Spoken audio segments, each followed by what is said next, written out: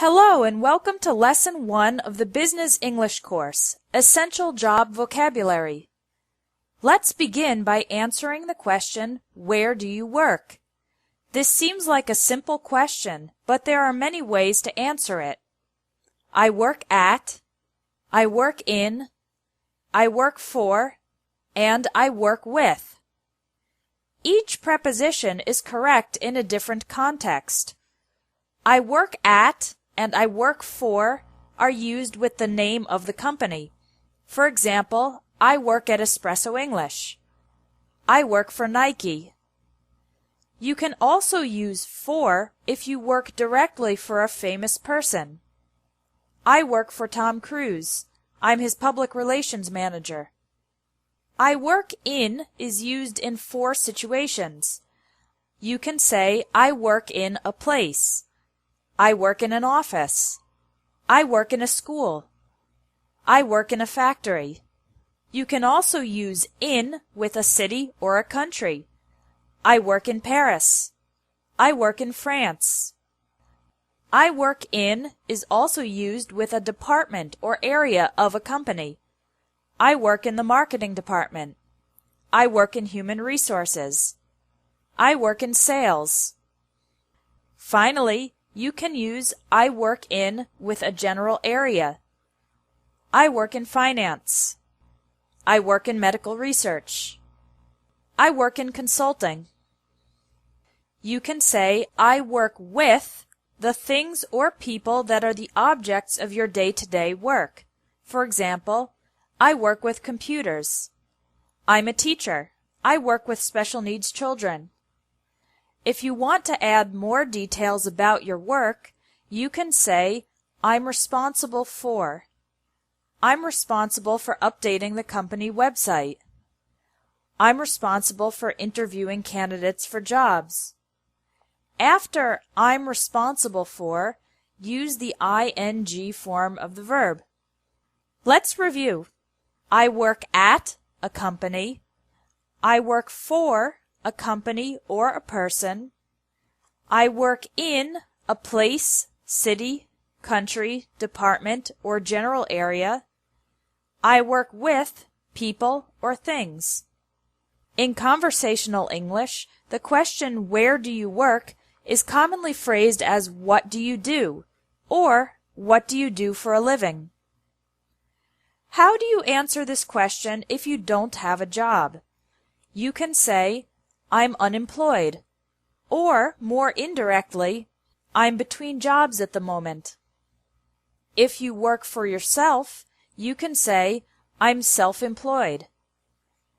If you have your own company, you can say, I own a small business. Or, more specifically, I own a restaurant, or I own a graphic design company. Now let's learn some essential employment vocabulary. When you are officially accepted into a new job at a company, you are hired by the company. For example, I was hired by an insurance company just 2 weeks after graduating from college.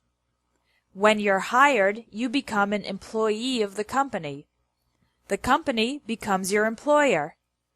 The other employees in the company are your colleagues or co-workers. The person above you who is responsible for your work is your boss or supervisor. As an employee of the company, you earn a salary, money you receive regularly for your work. Don't make the mistake of saying win a salary or get a salary. The correct verb is earn. If you're good at your job, you might get a pay raise or a raise, an increase in your salary. You could also get a promotion, an increase in importance and authority. At the end of the year, some companies give their employees a bonus, extra money for work well done. The opposite of hire is fire, when your company forces you to leave your job. For example, Peter was fired because he never came to work on time. Usually, if someone is fired, it's because they did something bad. If an employee loses his or her job because of a neutral reason, like the company reducing its size, then we say the employee was laid off. For example, Donna was laid off when her company started having financial problems. If you decide to leave your job, there are 3 verbs you can use. I'm going to quit my job. I'm going to leave my job. I'm going to resign. Quit is informal. Resign is formal. And leave can be formal or informal. When an old person decides to stop working, the verb for this is retire. In most countries, people retire around age 65. Let's review the vocabulary you learned in this lesson. Listen and repeat to practice your pronunciation. Hire, employee, employer, colleague, coworker, boss, supervisor, fire, laid off, earn a salary, get a pay raise, get a promotion, get a bonus, quit your job, leave your job, resign from your job, retire. Now you can take the vocabulary quiz to practice using these words and sentences. There's also a bonus quiz with extra vocabulary related to professions. That's it for Lesson 1 of the Business English course. Come back tomorrow for Lesson 2, Interview English.